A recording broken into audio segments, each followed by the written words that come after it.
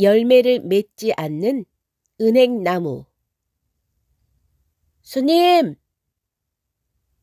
스님! 동자중은 스님의 앞으로 한 걸음 더 다가섰다. 서리 같은 백발이 무성하였다. 스님! 노스님! 수백 년 무거운 은행나무 밑에 기대앉은 노승은 도무지 말이 없었다.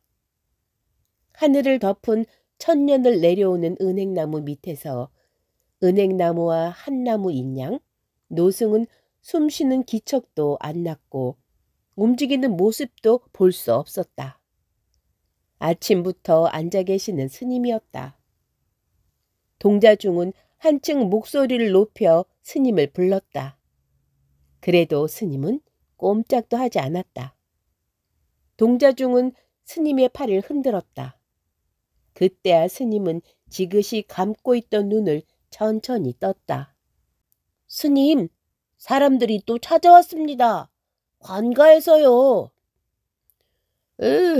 무슨 일이게 또 찾아왔다고 하더냐? 상감께 진상할 은행 때문입니다, 스님.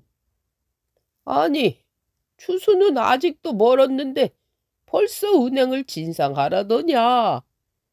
노수님, 작년에 두 곱인 20가마를 내라고 합니다. 뭐? 노승과 동자중은 우람한 은행나무를 쳐다보았다. 하늘을 뒤덮은 은행나무 사이로 아침 햇살이 비쳐서 열매와 잎이 반짝거렸다. 동자중과 노승은 더 할 말이 나오지 않는다. 둘은 서로 마주 쳐다보며 움직일 줄 몰랐다. 아득한 옛날부터 이 동자중과 노승은 두 은행나무와 함께 항상 붙어 서 있던 것 같이 보인다. 두 사람은 깎아세운 동상 모양 우뚝 선 채 말이 없었다.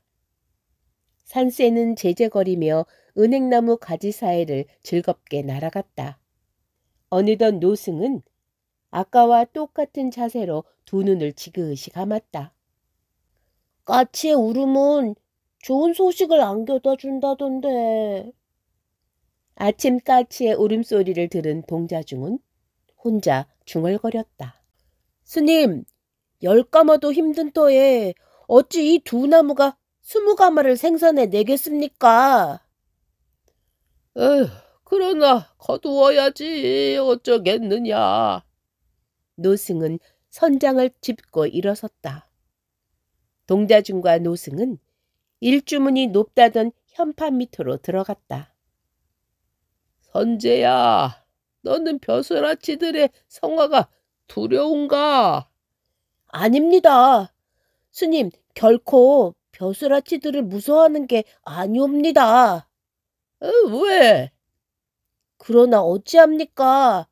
해마다 은행나무에선 10가마밖에 나지 않는 곳을. 그래도 바쳐야지. 노승은 손에 든 염주알을 하나씩 굴렸다. 2조 500년 동안 불교는 숭유주의의 발굽 밑에서 허덕이지 않는 때가 없었다. 때때로 불교를 옹호하는 왕들도 없진 않았으나 그것은 다 한때요. 유생들의 집요한 집념 아래 불교 탄압의 손길을 늦춘 적이 없었다. 이씨 조선 건국 당초에 태조 이성계가 무학선사와 더불어 나라의 초속을 마련한 사실은 그만큼 유학자들에게 배불 사상을 더하게 했다. 승려의 도성 출입은 금해졌고 사원의 논과 밭은 지방 토호에게 빼앗겼으며 승려에게 나라의 노역을 맡겼다. 뿐만 아니었다. 절에서 나는 특산물을 나라에다 공물로 바쳐야 했다. 그래서 전국의 모든 절들은 종이를 만들고 새끼를 꼬아 가마니를 짜서 바쳐야 했다. 많은 절들이 폐사되었고 승려들은 점점 퇴락해 갔다. 따라서 승려들은 깊은 산 중에 암자를 짓고 은거 생활을 하는 자가 많았다. 1월쯤 광화도의 벼슬아치와 그 지방 토호들은 전등사의 토색질에 특히 열을 올렸다. 젊은 승려들은 강화성을 쌓는 사역에 나가야 했고 늙은 중들은 절에서 종이를 만들어야 했다. 그러나 그들은 불평을 안 했다. 그들은 그들이 할 수 있는 일인 바에는 피할 생각을 안 했다. 뿐만 아니라 이들은 모든 일이 다 자기들의 믿음을 저울질하는 한 시련으로 생각하였다. 그들은 그들이 출가했음에도 불구하고 승려의 본분을 떠나 벼슬아치와 토호들의 종노릇에 불과한 일을 해야 한다는 것을 그들의 인연 탓으로만 돌렸다. 그러나 해마다 10가마 이상을 수확하지 못하던 은행나무에서 20가마를 거두어야 하는 요번 해는 정말 난처하기 그지없는 것이다. 동자중은 걱정스러운 입을 다시 열었다. 소승은 늘 걱정이었습니다. 10가마가 안 열리는 해에 어쩌나 하고요. 금년에 은행이 많이 열리긴 했지만 만약 은행이 10가마가 안 된다면 관리들의 불같은 성화를 어찌 견딜까 하고요. 벼슬아치들이 이 부처님의 도장에 와 온갖 성화를 부를 때면 그들이 가엾게까지 생각했습니다. 그러나 그들이 벼슬을 코에 걸고 도장을 어지럽힐 때는 그들이 가엾기보다는 증오스러워집니다. 미워하지 않으려 해도 그게 안 됩니다, 스님. 어찌하면 남을 미워하지 않고 살 수 있을까요? 선재야. 네. 그들은 가던 걸음을 멈추고 서로 바라보았다. 동자 중에 홍안과 노승의 주름 잡힌 얼굴에서 그들은 각자 자기의 과거와 미래를 보았다. 남을 미워하는 것은 자기를 아끼기 때문이다. 자기를 아끼는 마음이 있기 때문에 이 남을 미워도 하는 것이고 자기에게 이로운 사람을 사랑하기도 하는 것이다. 나에게 이롭거나 해로운 사람이 있어 내가 그를 사랑하고 미워하는 것도 모두 인연에 따라 일어나는 일이다. 나와 그가 지은 업으로 해서 맺어지는 인연을 끊으려 하지는 않고 누구를 미워하고 사랑하는 것은 그 인연을 더욱 굳게 할 뿐이란다. 나의 어변으로 해서 남을 미워함은 곧 나를 미워함과 같지 않겠느냐. 선재야, 출가한 수도인들은 모름지기 자기를 아끼는 마음을 버려야 하느니라. 자기를 아끼는 마음을 버리는 것은 남을 미워하고 사랑하는 마음을 버리는 것과 같은 일이니라.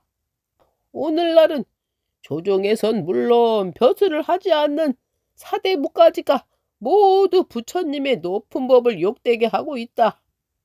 그러나 그렇다고 그들을 미워하지 말아라. 부처님의 높은 법은 결코 더럽혀지거나 욕되지 않기 때문이다. 오직 어리석음을 깨닫지 못하는 자를 자비로서 대해야 한다. 동자중은 노승의 앞에 합장하며 깊이 머리를 숙였다. 종이를 손질하던 한 종이 동자중과 함께 다가오는 노스님을 향해 합장하며 말했다. 스님, 어찌하시겠습니까? 무엇을? 20가마의 은행을 무슨 수로 바칩니까? 에휴, 글쎄 어찌해야 할꼬. 저 두 그루의 나무는 어떤 해에도 10가마 이상의 열매는 맺지 않았습니다. 그런데 20가마라니 스님이 나라님에게 상소하는 것이 어떨는지요? 사람의 힘으론 도저히 할 수 없는 일이 아니겠습니까? 상소? 소용없는 일이니라. 지금 조정은 무슨 구실이든 있기만 하면 불교를 단합하려는 터라. 그런데 상소를 올리면 중들이 임금을 섬기기 싫어한다고 모함할 것이다. 그러면 탁발을 해서라도 20가마의 은행을 바칠 수밖에 없지 않겠습니까? 탁발도 안 될 일이다. 탁발을 해서 은행을 진상한다면 벼슬아치들은 중들이 좋은 은행은 다 먹고 탁발한 은행을 진상했다고 또 트집을 잡을 것이 아니냐. 노승의 주위엔 하나 둘 전등사의 중들이 모두 모여들었다. 그들은 노스님을 둘러싸고 심통한 얼굴을 하고 서 있었다. 노승은 말을 잃고 걱정하는 중들을 천천히 둘러보았다. 너희들은 걱정하지 말아라. 오직 너희들의 걱정은 공부를 하는 일이다. 어찌하면 부처님께서 가르치신 불법의 길로 나아갈 것인가를 걱정하여라. 그리고 제마다의 말은 소임을 다하면 된다. 부처님의 불법의 길은 각자가 하는 일 속에 함께 있느니라. 한시라도 잊지 말 것이 공부하는 일이다. 그렇게 말을 마친 노승은 동자승에게 일렀다. 선제야, 너는 곧 백년사로 달려가 추종 스님을 모셔오너라. 노승은 선장을 짚으며 천천히 선실을 향해 걸어갔다. 모여섰던 중들은 무릎을 치며 감탄했다. 그렇지. 그 스님이시라면 바람과 비를 부리시는 신통력이 있는 도승이시니까 은행 20가마쯤 넉넉히 열리게 할게야. 산 그림자가 길게 끌리는 저녁이 되었다. 동자승은 추종스님의 앞장을 서서 전등사로 모셔왔다. 추종스님은 곧장 주지의 선실을 찾아 드셨다. 인사를 마친 두 스님은 한동안 무엇인가 의논하는 듯 하였다. 마침내 노스님은 동자중을 불렀다. 모든 절안의 중들을 은행나무 밑으로 모이게 해라. 그리고 별자 스님은 은행나무 아래에 조촐한 제단을 마련하여 3일 기도 드릴 준비를 하라고 곧 일러라. 스님, 은행을 더 열리게 하기 위해 올리는 기도입니까? 동자중은 눈을 크게 뜨고 물었다. 그렇다. 어서 전해라. 노승은 동자중을 재촉하였다. 3일 기도는 시작되었다. 아람들이 은행나무 아래는 제단이 마련되었고 주지를 비롯한 모든 중들과 함께 추종선사의 집전으로 제를 시작했다. 이 소문은 곧 인근 주민들 비롯하여 관가에 알려졌다. 구경꾼들이 모여들어 기도는 첫날을 마치자 두 번째 날의 기도가 시작되었다. 무르익은 기분에 구경 나온 아낙네들은 추정스님을 따라 함께 기도하고 절하기도 했다. 밤과 낮을 쉬지 않고 기도는 무르익어 갔다. 도승 추종대사가 친히 올리는 3일 기도의 소문은 광화도의 벼슬아치들까지 궁금하게 하였다. 마지막 날 군관 한 명이 서너 명의 졸개들과 함께 은행나무 밑 제단 앞에 나타났다. 여보, 노인, 당신이 주지요? 그렇소이다. 군관은 노인을 붙잡고 시비를 걸었다. 이제는 무엇 때문에 올리는 거요? 사또의 명으로 알러온 사람인데 나라의 공물 바치기가 싫어 임금과 백성을 저주하려는 것이 아니오. 에이, 그런 무엄한 소리는 거두시오. 우리는 상감께 진상할 20가마의 은행을 바치기 위해 은행을 많이 열리게끔 제를 올리는 거요. 은행이 많이 열리도록 하는 제사라. 어리석은 소리 마라. 나무에 열리는 열매를 사람의 임의대로 할 수 없는 법 어찌 내 놈 중들이 하늘의 뜻을 가감시킬 수 있겠는가 말이다. 군관은 머리를 제끼며 비웃어댔다. 그 웃음이 끝나기 전에 군관은 얼굴을 싸매고 나동그라졌다. 새파랗게 질린 군관이 정신을 차리고 일어섰을 땐 그의 왼쪽 눈은 파랗게 부어 눈이 멀었다. 이 소문은 더 꼬리에 꼬리를 물고 퍼져나가 전등사의 제사는 일약 유명해졌다. 안고 시방 3세 제망차례 무진해외. 추종선사는 축원을 읽기 시작했다. 모든 사람들은 숨을 죽이며 다음 말에 온 신경을 집중시켰다.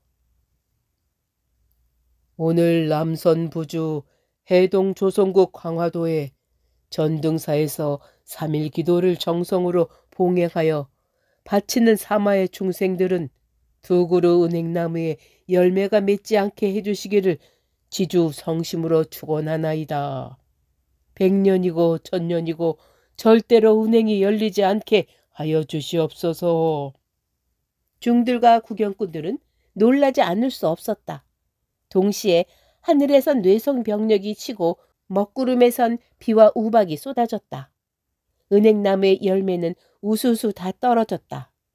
사람들은 겁결에 모두 도망가고 나무 밑에선 오직 동자중과 노승만이 웃고 서 있었다. 이후 전등사의 은행나무는 그 열매가 달리지 않고 오늘에 이른 것이다. 앞으로 몇천 년이 지나가건 그 은행나무의 열매는 맺히지 않을 것이다. 사람들은 그 후 동자중과 노승을 보지 못했다. 사람들은 전등사를 구하기 위해 보살께서 동자중과 노승으로 화했다고 말한다. 지금도 울창하게 서 있는 은행나무 두 그루 가운데 한쪽이 노승나무요, 다른 한쪽은 동자중 나무라고 부른다고 한다. 혹은 암깃과 숫깃으로도 불러 아기 못 낳는 여인들의 치성 장소로 알려졌다.